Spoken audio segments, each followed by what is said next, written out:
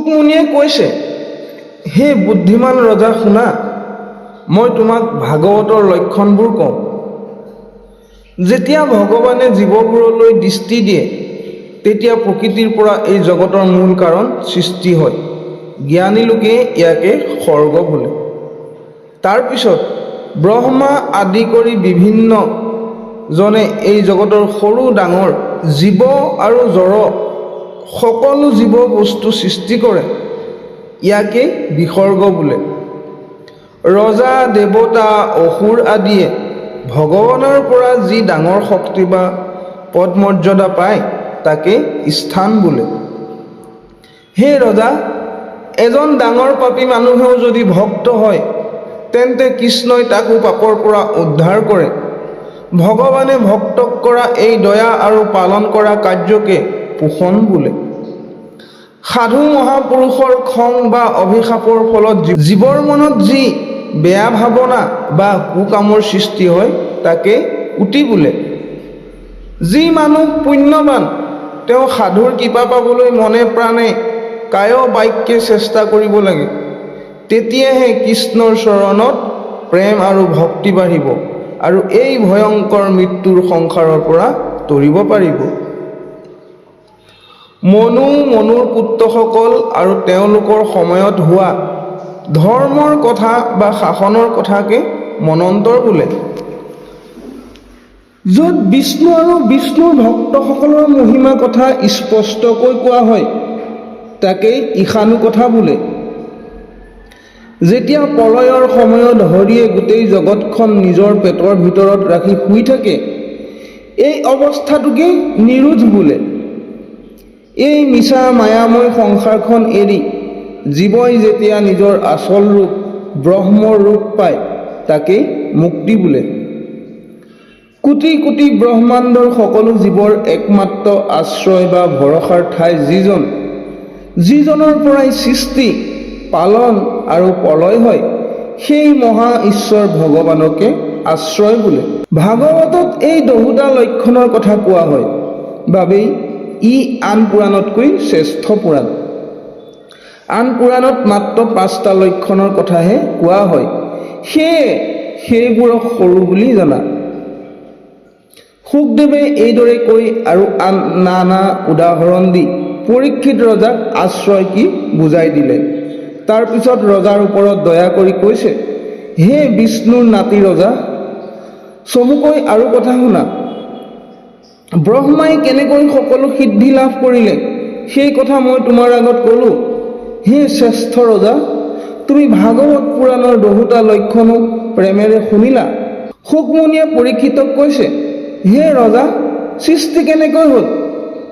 কেনে ধৰণৰ সৃষ্টি আছে? কালৰ হিচাপ কেনেকুৱা?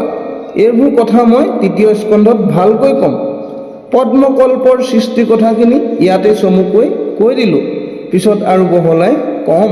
এইদৰে মহাজ্ঞানী শুকদেৱে কৃষ্ণৰ কথাবোৰ কৈ কৈ প্ৰেমত মতলীয়া হৈ মনে মনে ৰৈ গ'ল। তেওঁৰ মাত বন্ধ হৈ গ'ল। ইফালে নৈমিষাৰণ্যত মহাযশ থকা শৌনক ঋষিয়ে সূত মহামুনিক সুধিবলৈ ধৰিলে। 2য় স্কন্ধৰ কাহিনী ইয়াতে শেষ।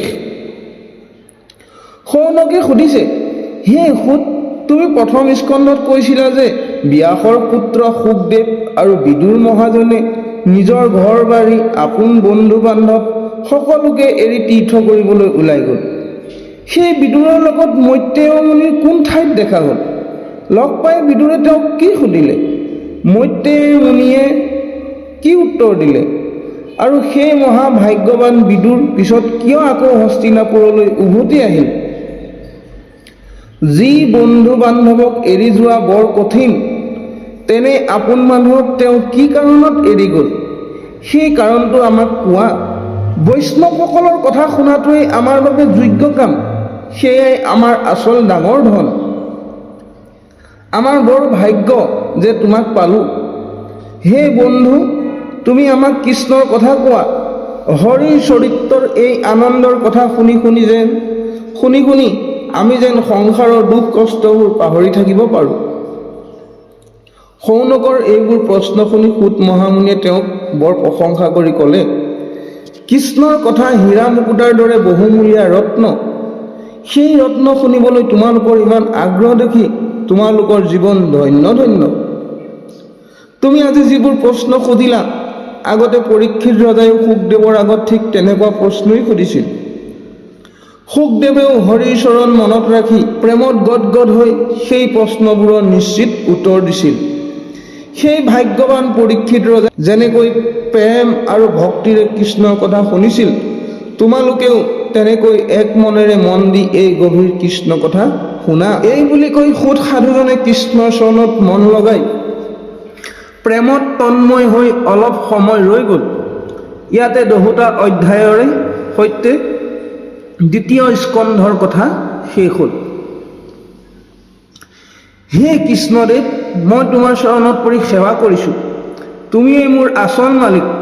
তুমি মোৰ হৃদয়ত থাকি মোক যেনেকৈ শিকাইছা, মই ঠিক তেনেকৈ এই ভাগৱত ৰচনা কৰিছোঁ। মোৰ নিজৰ বুদ্ধিৰে নহয়, মই বৰ মূৰ্খ আৰু অজ্ঞানী, আৰু এই ভাগৱতৰ কথা অতি ডাঙৰ আৰু গভীৰ।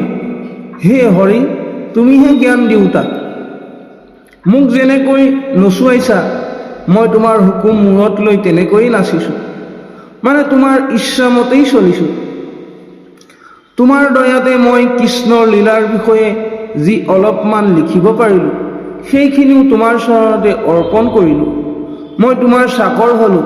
হে জগতৰ নাথ, মোক দয়া কৰা। মোক তোমাৰ নিজৰ লগোৱা বুলি ধৰি লোৱা। মোৰ ভুলবোৰ ক্ষমা কৰি দিয়া। মই বৰ নীচ আৰু ভাগ্য নাইকিয়া মানুহ।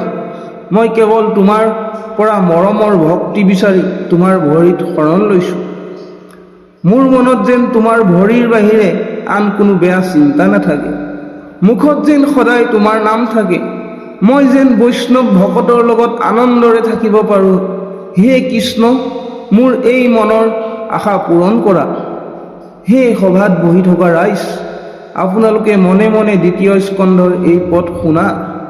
হে ভাল মানুহসকল, মোৰ লিখাত ভুল দেখিলে মোক ক্ষমা কৰিবা, কাৰণ ভাল মানুহৰ আচল গুণেই হৈছে ক্ষমা কৰা।